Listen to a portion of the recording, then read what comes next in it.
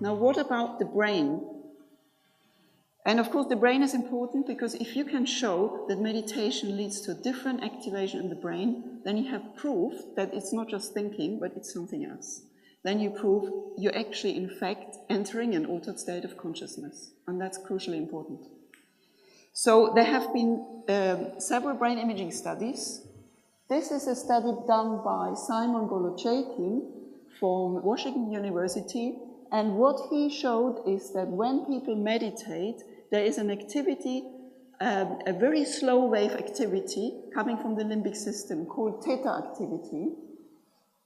This activity is there when you are in deep focused attention and has been associated with creativity. And this activity was sort of focused over frontal and parietal areas, which are areas of deep attention. The next study was a study using MRI, which is a better resolve study in which I was involved in, and this was done by Dr.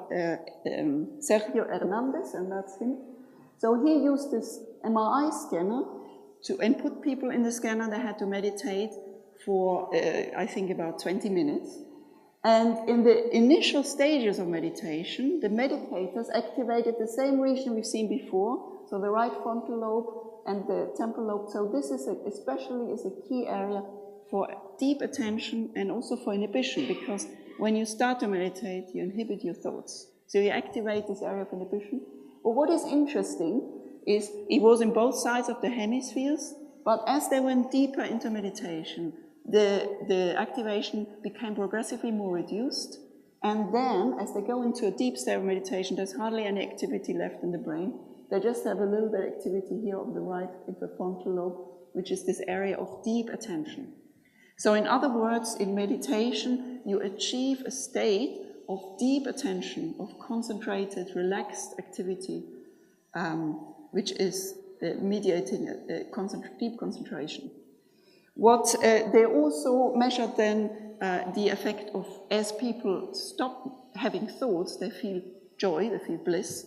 And as they feel more and more bliss, again they get this theta activity which comes from the limbic system, and it focuses over the left frontal lobe, which is a key area for positive emotions. So essentially what the studies are showing that in fact when you meditate, you activate areas of attention and of positive emotions.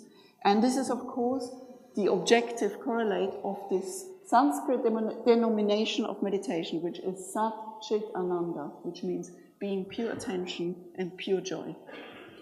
And just to show you here, the limbic system consists of 7 nuclei, which is also interesting because we have 7 chakras. And this is the limbic system deep in the brain. So this is what you activate when you're in meditation, and it gives you joy and happiness. Another very important thing Dr. Simon Golochaikin found is that when people meditate, there is less mental clutter. And the slide is a bit bad, I apologize for that. But essentially, this is showing chaotic complexity. In the brain, you have sort of complex, chaotic firing. But if you have less chaotic firing, it means you have less mental clutter.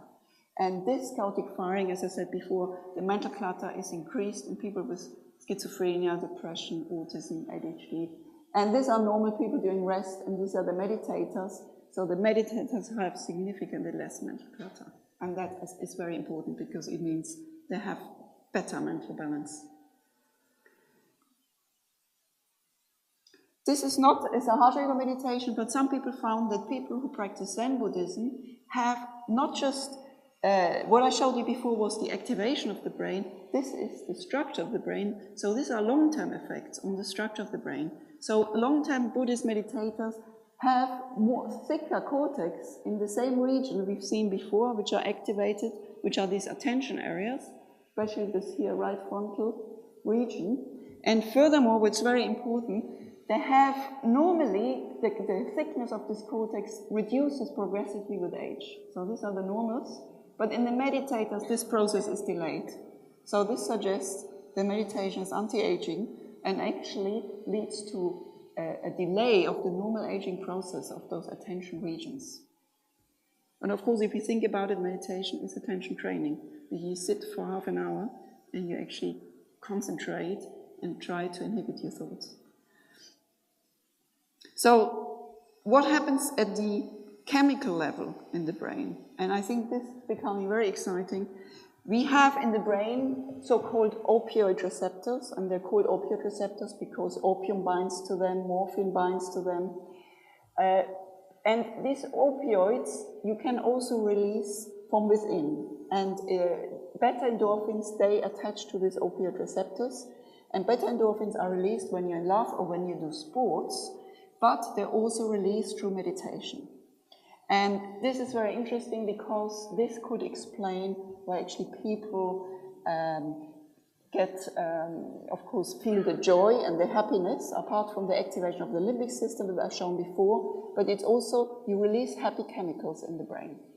What is interesting as well is those opioids, of course, the beta endorphins, they enhance the immune system and they have shown to slow down cancer cells. So this could explain why some people can be cured with meditation from severe diseases like cancer, because if you have a continuous release of beta endorphins, which strengthen your immune system, slow down cancer cells, then this can easily explain it, and therefore this is not a miracle cure, but is actually can be explained. Other studies have shown that meditation releases dopamine. This is also released through cocaine or amphetamines. So this is another drug which is important, another substance which is important for feeling pleasure.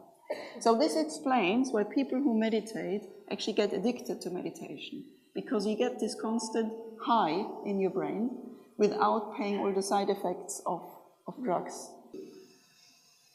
And other meditations have shown that there is an increase in serotonin. This is a drug which is typically lower in depression, so this could explain why meditators are less likely to be depressed.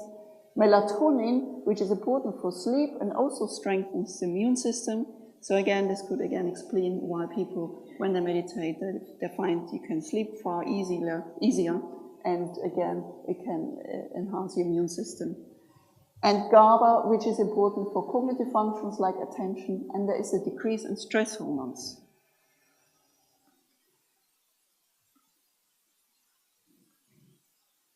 So the last study I want to talk about on the brain section is actually a study which was the very first to prove that meditators are more detached. And I like this study a lot because it's the only one actually tried to prove this point. And this was done again by Dr. Simon Golochaikin from Washington University. What he did, he showed meditators and non-meditators a really horrible movie which is called Funny Games by Michael Haneke. If you've seen that movie, I have not been able to watch it, but it's actually, it's supposed to shock you and to show the violence in our society. So it's a movie of two psychopathic teenagers which go into a house and they kill everybody. They start by the dog, then the woman, then the kids, and then the father. So this movie is really quite terrible. And they showed this movie to these poor people. And as you can see, the blue are the controls, the red are the meditators. And at the subjective psychological level, so these are all negative emotions, so the controls have far more negative emotions. So they felt more disgust, more anxiety, more sadness, more unhappiness after watching the movie. And the red ones are the meditators, so they had much less negative emotions than the non-meditators. Then he measured on the skin. When you're stressed, you have more sweat on the skin, so you can measure the level of stress level at the body. And at the skin level, the meditators had significantly less skin response than the controls. So at the body level, the meditators also were less affected by this negative movie. Lastly, he measured the brain. And this is a gamma activity. Gamma activity is released when you have very intense emotions.